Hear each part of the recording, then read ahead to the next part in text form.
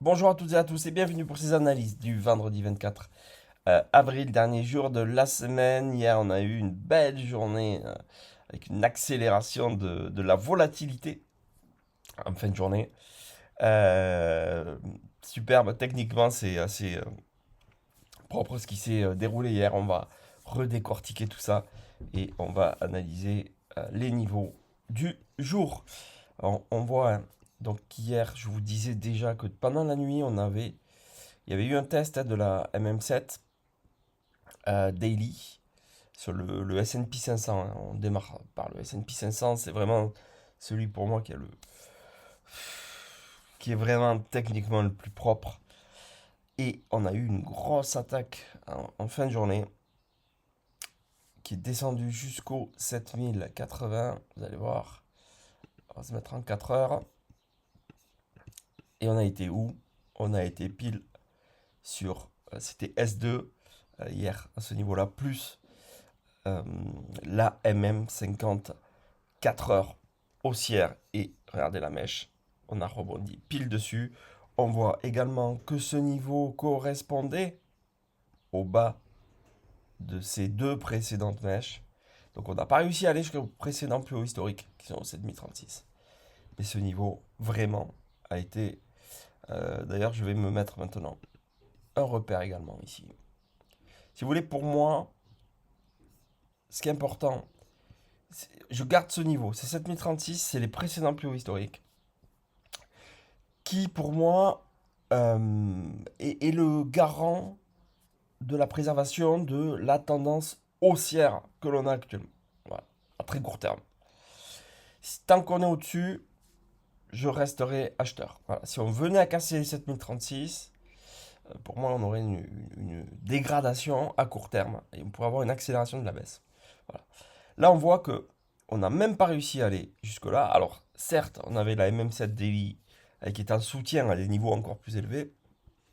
Donc, déjà redescendre jusqu'au 7080, c'est vraiment pas mal. Et d'où on est parti? Bah, on est parti du niveau que je vous avais indiqué hier, 7180, 7185. Troisième touchette ici, et boum, c'est parti direct. Franchement, magnifique. Et super test pour les acheteurs qui sont revenus en nombre. Alors, les vendeurs ont vraiment pris la main, hein. La correction a été assez violente. Mais derrière, les acheteurs sont revenus. Et on voit qu'ils ont toujours, encore et toujours la main. Ça reste boule. Donc je me mets en délit. Je vois quoi? Je vois que hier, on a eu un vrai test de la MM7 Daily, comme je l'attendais. Une clôture au-dessus de la MM7 Daily. Et aujourd'hui, la MM7 DI. Je ne serais pas surpris. Alors, on va pas spéculer, on va pas s'emballer. Je vais toujours chercher les achats, vous l'aurez compris. On va d'abord aller chercher les 7180, 7185. Une nouvelle fois. Mais voilà, il est vendredi. Alors le vendredi, c'est toujours un peu compliqué, hein. Après 18 heures, la, la volatilité s'estompe vraiment. Difficile à dire, mais possible qu'on aille casser et faire un nouveau plus haut historique et clôturer à des plus hauts historiques encore ce soir. Voilà. Ça, c'est une véritable possibilité. Donc, je vais chercher des points d'entrée. Le premier point d'entrée, c'est la MM7 4 heures dynamique. Mais attention, hein, ça reste fragile. Elle est plate. C'est plat à ce niveau. Donc, attention, attention. On peut à nouveau avoir un creux baissier. Le premier niveau, on va se fier au point pivot sur les 7130. Et puis enfin, s'il y avait un retour sur les 7085, un, un trou d'air comme il y a eu hier, eh bien, super niveau encore pour entrer à l'achat. Allez, on va regarder euh, les autres indices avec le Nasdaq. Bon, le Nasdaq qui continue sa course folle. Regardez, ah, là nous sommes en 4 heures. Alors là, on a eu vraiment. Alors, on aurait pu se dire, ah, le Nasdaq est en train de casser son canal. Encore une fois, il a testé son bas de canal. Mais regardez, clôture dans le canal. Derrière, on reprend. la MM20 en soutien toujours. On reprend la MM7 qui repart à la hausse. Ben, franchement, niveau d'achat, tiens, on va monter légèrement puisque j'ai le pivot qui est ici. Voilà, vers les 26 900. Bon niveau d'achat pour reprendre des achats direction les plus hauts historiques, donc qui sont à R1 27 172. Voilà. Ceux qui veulent vendre le Nasdaq en très spéculatif, hein, c'est ici que ça se passe. Voilà, je vous dis bien spéculatif, je vous dis pas pour toute la journée, mais peut-être pour prendre quelques points, c'est ce niveau. C'est de là que c'est parti, hein. C'est légèrement, vous voyez, on a été légèrement plus haut que le précédent plus haut, mais c'est dans cette zone, hein. Voilà. Donc ceux qui veulent vendre, pour moi c'est ici, voilà, pour aller chercher là. Max, je dis bien max. Mais peut-être que je sortirai plutôt sur la MM7 4 heures même, puisque elle est en train de reprendre une pente haussière et que je suis pas dans le sens de la tendance. On va regarder en daily, hein. En fait, ce qu'il manquait hier, dans le test de la nuit qu'il y avait eu des MM7, c'était le Nasdaq. Nasdaq n'était pas descendu jusqu'à sa MM7. Il s'est arrêté en cours de route. Vous pouvez le voir dans ma vidéo d'hier. Et donc hier soir, effectivement, il a été pile. Lui, par contre, chercher sa MM7. Bas de canal, magnifique. Voilà. Vraiment, la tendance haussière est préservée. Donc, on continue les achats. Le Dow Jones, qu'il est lourd. Lui, il est lourd, hein. Alors, je vous rappelle que le Dow Jones n'est pas comptabilisé. Calcul n'est pas le même pour le Dow Jones que sur le Nasdaq et le S&P 500. Hein. On n'est pas sur les capitalisations boursières. On est sur la valeur de l'action pure. Et voilà, c'est vraiment un système old school. Et en tout cas, il le paye. Ouh, qu'il est lourd.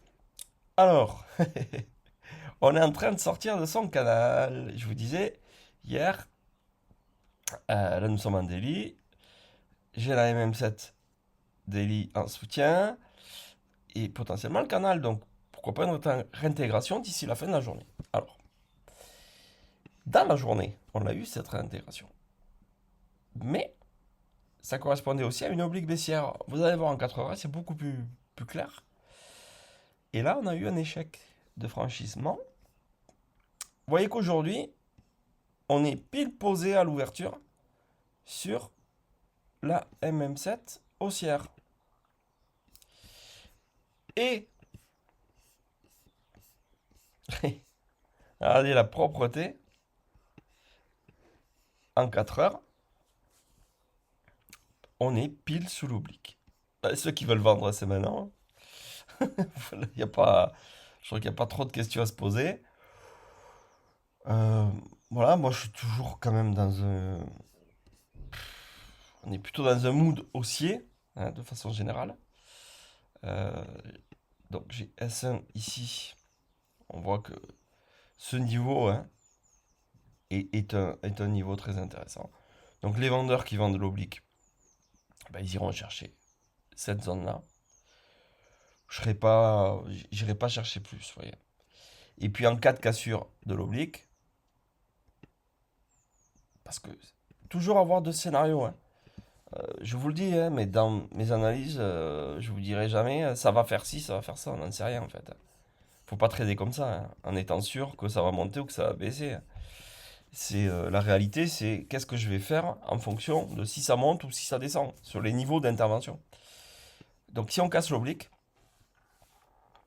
qu'est-ce qu'on peut faire? On peut payer un pullback. Vous voyez, si on casse et qu'on revient tester, on peut payer. Et qu'est-ce qu'on irait chercher?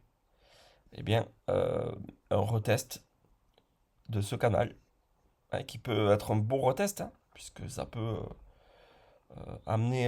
Je sortirai déjà une première partie à R1. Et puis potentiellement après CR2, hein, puisque c'est les précédents plus hauts. Donc, soit je vends ici et je vais chercher là.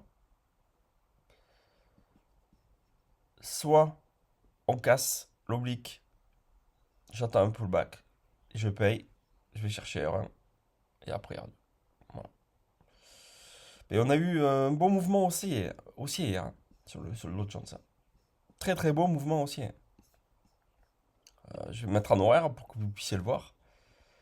Moi j'en ai profité, j'ai pas pris tout le mouvement, hein, parce que c'était vraiment.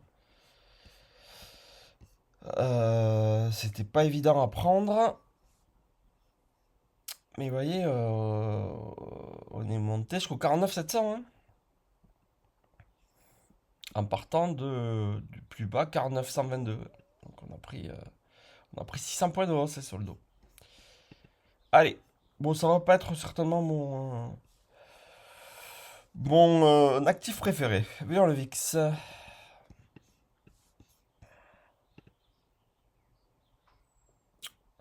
Bon, il nous a fait un petit excès de fièvre hier.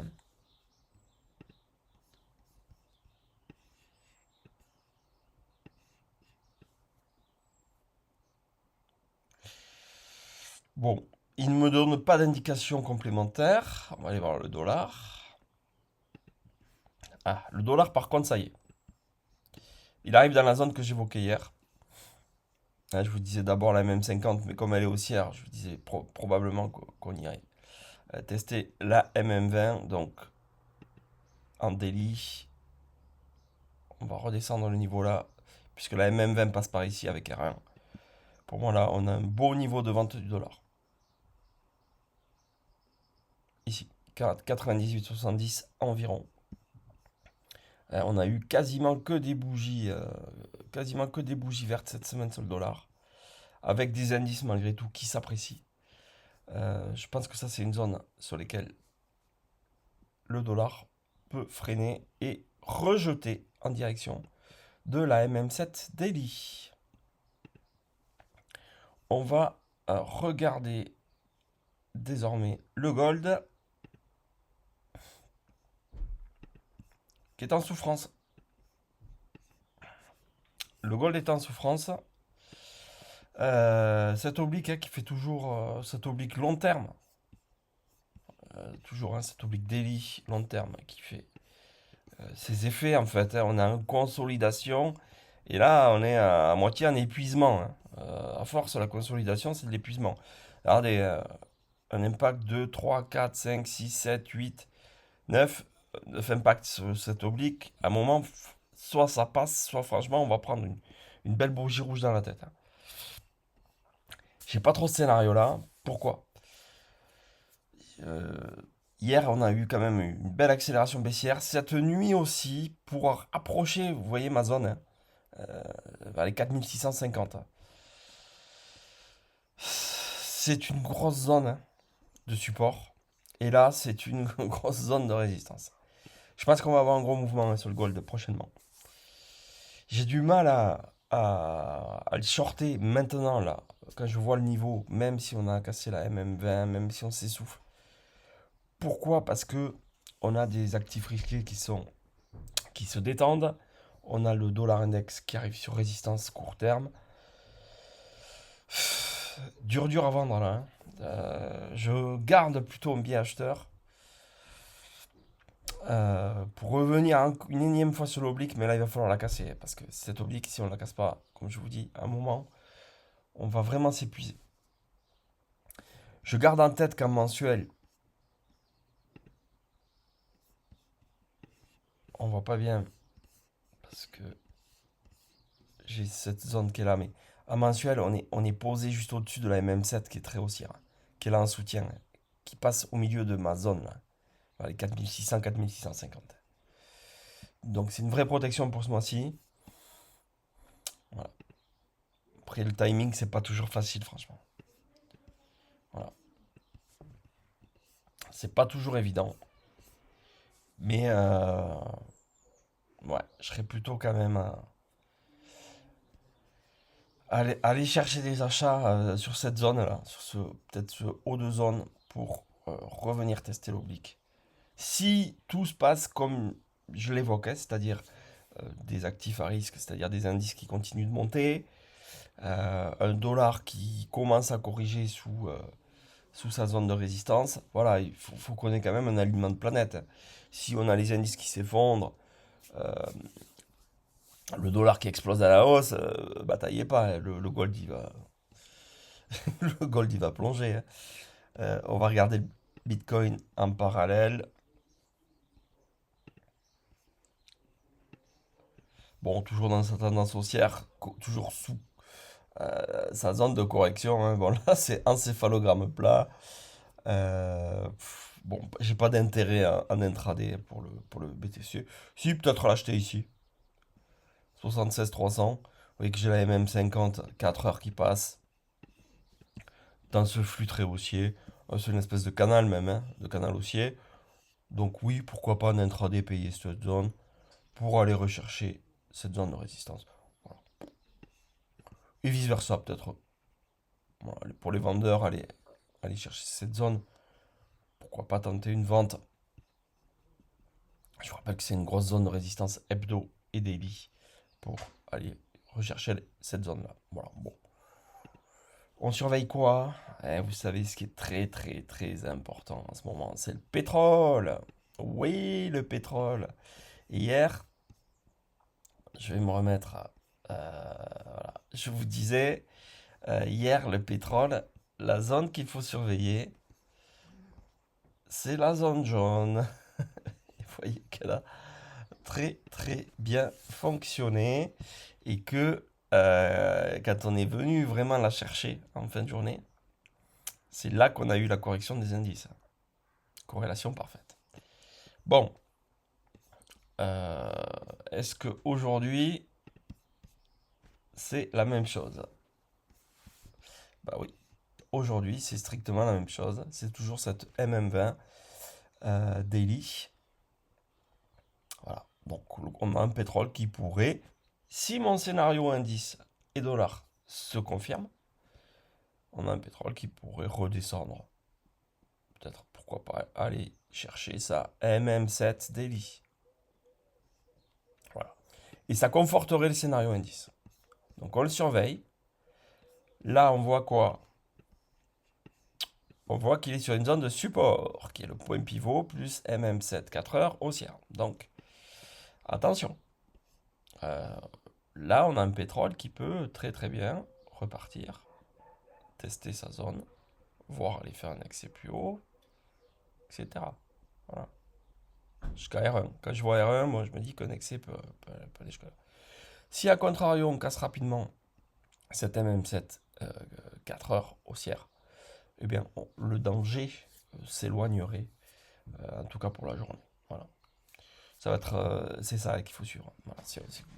Dès qu'on casse en clôture, toujours pareil, en clôture, 4 heures, 7 MM7. Bon, là on peut se dire que le danger du pétrole s'écarte et qu'on a le champ libre. La voie est libre, côté actif à risque. Là, vu l'heure qu'il est, il est très tôt, ouais, pour vous dire qu'on va casser. Je vous dis, je ne serais pas surpris qu'on ait un petit rebond, voilà, avant de redescendre.